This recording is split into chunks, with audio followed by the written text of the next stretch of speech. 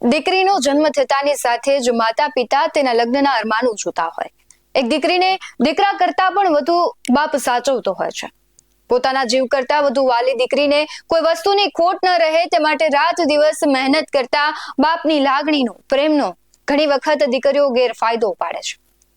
દીકરી પારકાના પ્રેમમાં પડી જાય છે, પોતાનાઓને અંધારામાં રાખી પરિવારની ઈચ્છા વિરુદ્ધ લગ્ન કરતી હોય છે અને આ બધું દીકરીઓ જે કહેવાય છે કે તેની પરિપક્વ ઉંમર ન હોય ત્યારે કરતી હોય છે. હજુ દીકરીઓ જીવનના પાઠ ભણે તે વચ્ચે કેટલાક યુવાનો તેને પ્રેમ જાળમાં ફસાવે છે અને ત્યારબાદ આ દીકરી અને યુવાન માતા પિતાને જાણ કર્યા વગર લગ્ન કરી લે છે, જેની જાણ માતા પિતાને હોતી નથી. પરંતુ જ્યારે માતા પિતાને આ મુદ્દે જાણ થાય ત્યારે તેમની મનોદશા ખૂબ ખરાબ થઈ જાય છે.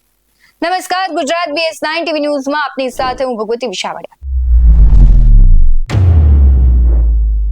રાજ્યમાં છેલ્લા કેટલાક સમયથી પ્રેમ લગ્ન ભાગીને લગ્ન કરવા મામલે સમાજના આગેવાનો સરકાર સમક્ષ વારંવાર રજૂઆત કરી રહ્યા છે. ત્યારે હવે સરકારે પણ અલગ અલગ સમાજના આગેવાનોની રજૂઆત સાંભળીને પ્રેમ લગ્ન અને ભાગીને લગ્ન કરવા મામલે નવા નીતિ નિયમો તૈયાર કરવાની કવાયત હાથ ધરી છે. ભાગીને થતા લગ્ન બાદ નોંધણીના વિષયમાં નિયમ બદલવા બેઠકોનો દોર શરૂ કર્યો છે. ત્યારે રાજ્યના નાયબ મુખ્યમંત્રીની અધ્યક્ષતામાં બેઠક મળી હતી અને આ બેઠકમાં રાજ્યના નાયબ મુખ્યમંત્રી, કાયદા વિભાગના મંત્રી, કાયદા વિભાગના જાણકાર અધિકારીઓ સાથે બેઠક મળી હતી. અલગ અલગ સમાજના આગેવાનોની રજૂઆતને ધ્યાને લઈને સરકારે બેઠક કરી. બેઠકમાં પ્રેમ લગ્ન બાદ રજીસ્ટ્રેશનના જે કાયદાઓ છે તેમાં સુધારો થાય તેવી માંગ મુદ્દે તેઓ ચર્ચા કરી. ભાગીને લગ્ન કરનારાના રજીસ્ટ્રેશન પહેલા માતા પિતાને નોટિસ મોકલવામાં આવે છે. માતા પિતાએ 30 દિવસમાં નોટિસનો જવાબ આપવાનો રહેશે. ત્યારે યુવતીના આધાર કાર્ડમાં નોંધાયેલા સરનામા મુજબની જ કચેરીમાં નોંધણી થશે. આ ઉપરાંત પ્રેમ લગ્ન જો માતા પિતાને મંજૂર હોય તો તેમને સહમતિ પત્ર આપવું પડશે. જો પ્રેમ લગ્ન મંજૂર નહીં હોય તો તે લગ્ન માન્ય ગણવામાં આવશે નહીં.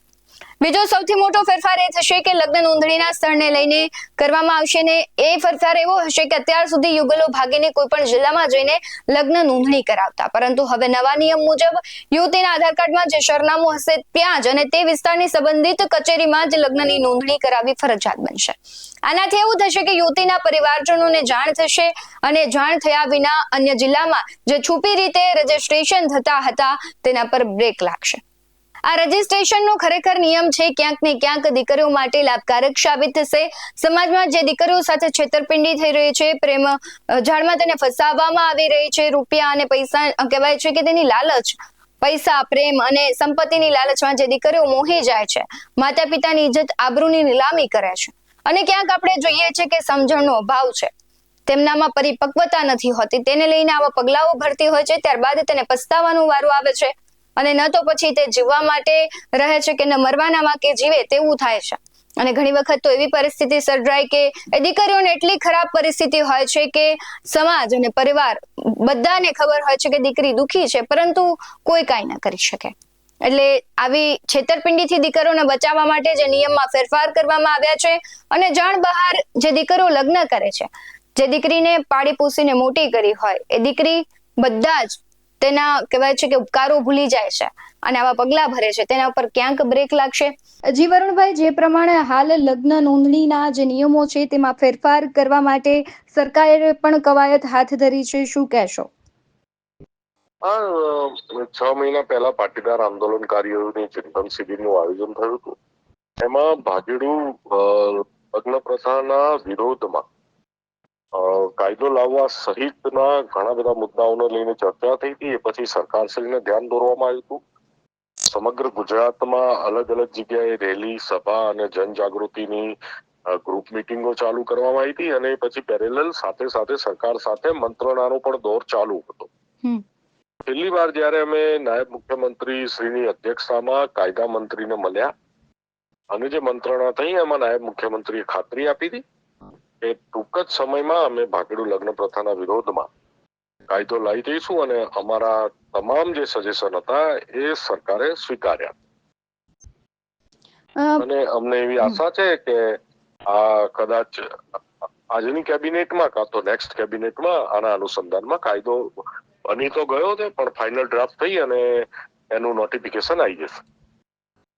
જી વરુણભાઈ, જે પ્રમાણે અત્યારે અપરિપક્વતાને લઈને દીકરીઓ કહેવાય છે કે લાલચમાં આવી જતી હોય છે અને ક્યાંક એવા પગલા ભરતી હોય છે, એટલે તમે સમાજ અને દીકરીઓને શું સંદેશો આપવા માંગશો?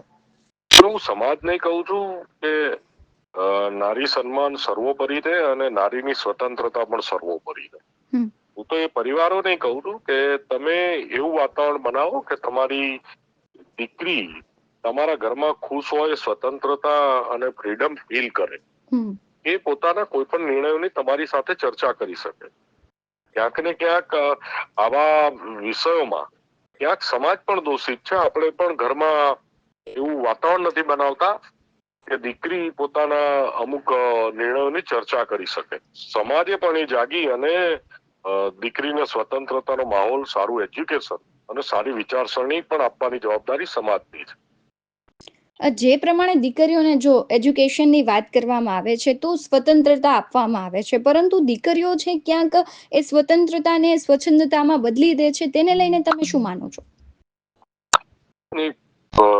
હોય છે, ગુજરાતની દીકરીઓ ખૂબ સમજુ છે, સન્માનનીય છે, પણ તેમ છતાંય જે અપરિપક્વ દીકરીઓ રેકેટમાં ફસાઈ અને ભોગ ના બને અને એના થયેલા શોષણને મેરેજ સર્ટિફિકેટમાં તબદીલ ના કરી દેવામાં આવે, એટલે જ અમે આ કાયદાની માંગ કરી હતી અને સરકાર પણ પોઝિટિવ છે ને એ કાયદો લાવી રહી છે. ગુજરાતની કરોડો દીકરીઓ, કરોડો પરિવારો હવે સુરક્ષિત રહેશે. જી વરુણભાઈ, આપ જોડાયા તે બદલ આપનો ખૂબ આભાર. હવે આ ઘટનાને લઈને જે નિયમો બદલાઈ રહ્યા છે તેને લઈને તમારું શું માનવું છે તે કમેન્ટ બોક્સમાં જરૂરથી જણાવજો. બાકી આવા જ વધુ અહેવાલો સાથે ફરી મળતા રહીશું. તમે અમારી યુટ્યુબ ચેનલને સબસ્ક્રાઇબ કરવાનું, અમને ફેસબુક અને ઇન્સ્ટાગ્રામ પર ફોલો કરવાનું ભૂલશો નહીં. બાકી અવનવી અપડેટ્સ મેળવવા માટે આપ જોતા રહો BS9 TV ન્યૂઝ. નમસ્કાર.